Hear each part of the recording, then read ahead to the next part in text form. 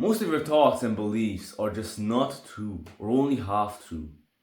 And most of our mental suffering comes from us taking our thoughts way too seriously and actually believing them and identifying with them. So don't believe everything that you think, because most of them are just stories made up by your brain, more specifically the left side of your brain. Now this left brain is responsible for interpreting the world around us. It's interpreting the world and putting it into language, into thoughts, into stories. And it's notorious for making up false stories. Like really, there have been a bunch of studies done on the left brain. Basically, they had patients who had their brain cut in half and their brains were separated, I think, and that's the way they were able to study the left and the right brain. But they studied it, and the left brain just makes up stories that are just completely false, but the person actually believes them and he's convinced that that's the truth, that that's how it is. So it's notorious for making up a bunch of false stories and we believing them. And it does these crazy abstractions because it's thinking, and thinking thoughts are abstract, meaning they detach from reality. Because a thought of water is not water itself. You can't get wet in the thought of a water. So these are just a bunch of abstractions, and it's interpreting the world and putting them into these mental boxes called categories, which also just don't exist, really. Like categories only exist in our thoughts, but otherwise they just don't exist. They have the same kind of reality as constellations have, a group of stars. Like yes, they are a group of stars in the mind's eye, but they are not there out there in the sky already grouped as a group of stars.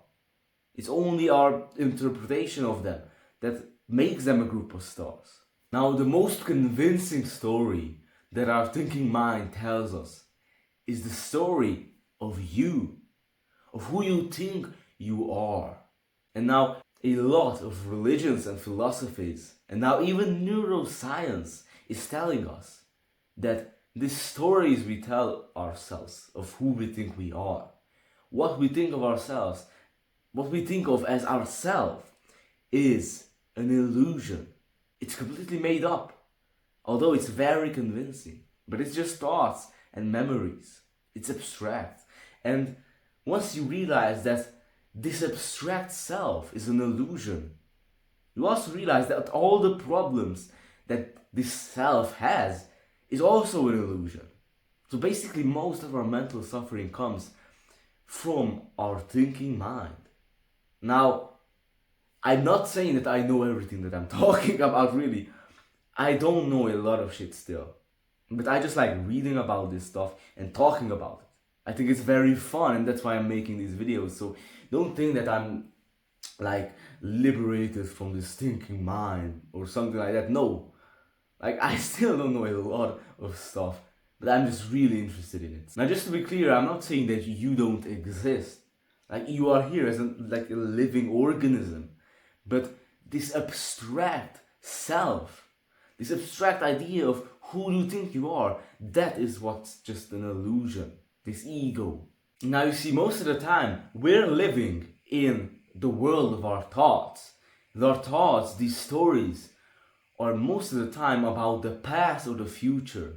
Because the thinking mind doesn't like the immediacy of this present moment. But you see, we're thinking about something that doesn't exist. Because this future, the past, they don't exist. They have like no real substance, no real juice to them. The past really is just, it's the echo chamber of our mind. Basically our memories. It only lives on in our memories. And it already happened, it's gone. It doesn't exist. And the future hasn't happened yet. So what we have is this moment. That's it. That is what real, that's what we have, is this present moment. The past and the future are just abstractions. They are just abstract thoughts. So in reality, there is only this present moment, and there is nothing outside of it. When I ask you, who are you right now? You might tell me your name, your job, what have you done before, etc. But these are all in the past. And my question was, who are you right now, not who you were? Now, to be clear, I don't think that you can get rid of your thinking mind. That's just impossible. The more you try to not think, the more you will think. So the only thing that we can do is realize its limitations, its faults, and not to take it too seriously, not to believe every thought, and not to identify with them.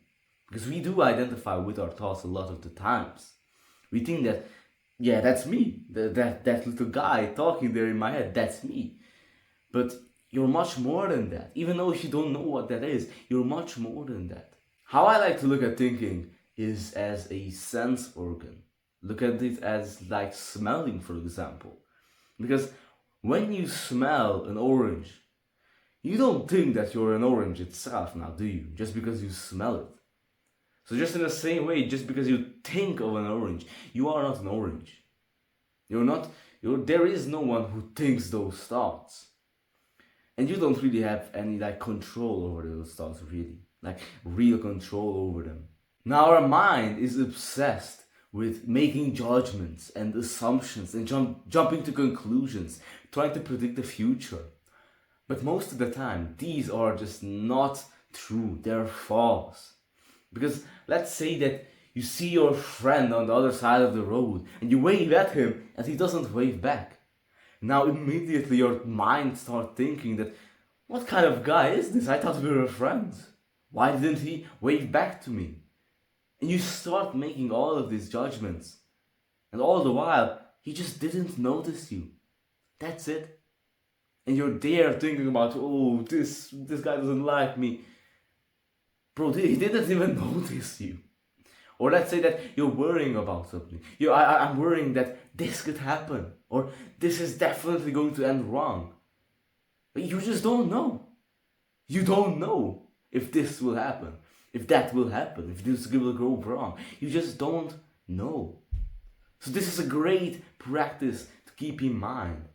This don't know mind. To be comfortable with not knowing.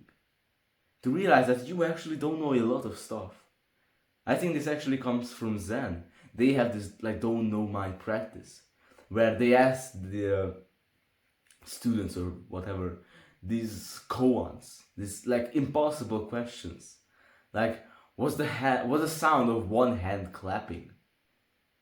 These kind of questions that have no answers, or the question like when you see the Buddha, kill him.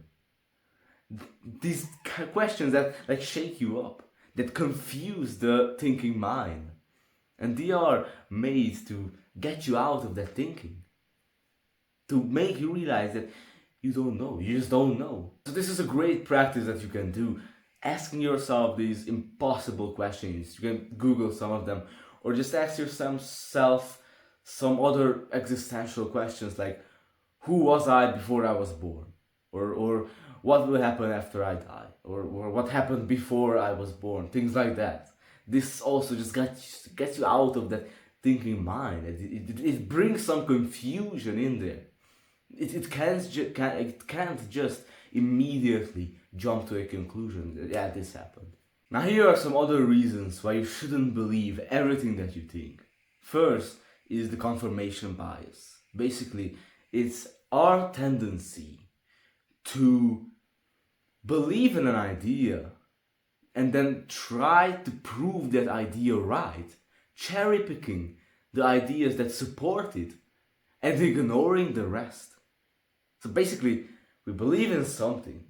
First we believe it, and then we try to prove that is actually true, and we ignore the facts that actually contradict that idea. Now, another one of these cool features of our mind is something called cognitive dissonance, or I don't know how you spell it, dissonance. Basically, As we talked about, our mind really likes to predict what will happen, and to be able to predict, you need consistency, because if it's random, you can't predict it. So our brain hates inconsistency, and cognitive dissonance is the pain, the actual pain we feel when we are inconsistent in our thoughts, in our actions, in our feelings, in our beliefs. This is why it's hard to leave a relationship that we've invested so much time in, because our mind has been watching us do something for such a long time that the idea that we were wrong, that we made a mistake, is just painful to it, like actually painful. So our mind would much rather make up an explanation, the crazy story, an excuse of why we're actually right, rather than admitting that we're wrong and we made a mistake. And our mind also has this like built-in laziness. It's lazy. It's kind of like this, it follows the path of least resistance. Now, to explain to you, let me just ask you, is the following true or false? If some A or B and some B or C, then therefore some A or C. So again, if some A or B and some B or C, then some A or C. Now these C, B, they can be anything. You can fill in there anything that you want. Will that be true for every case? Now, in your mind, in your awareness, maybe it just like popped up out of nowhere that yes, that seems to be true. But now let's put it to the test. Some short people are rich, and some rich people are tall, so therefore some short people are tall people. Yeah, it looks like it doesn't really make a lot of sense now, does it? But your mind, out of this built-in laziness, just don't jump to conclusions without putting in that effort of trying out some different cases. So the next time that you have some kind of judgmental thought like I'm not good enough, or that I shouldn't have done that, or I'm a failure, or any thought, just remember that thoughts are not facts. And most of the time your thoughts are just not true, and that they are just judgments, and most of the time very poorly made judgments. And also, when you have this kind of thoughts, you can ask yourself, is this actually true? Like, could this be false? Another great question is, could the opposite be true of that? For example, if you're thinking that I shouldn't have done that, you can ask yourself, could the opposite be true? Could it be true that maybe I should have done that actually? That it was somewhat helpful?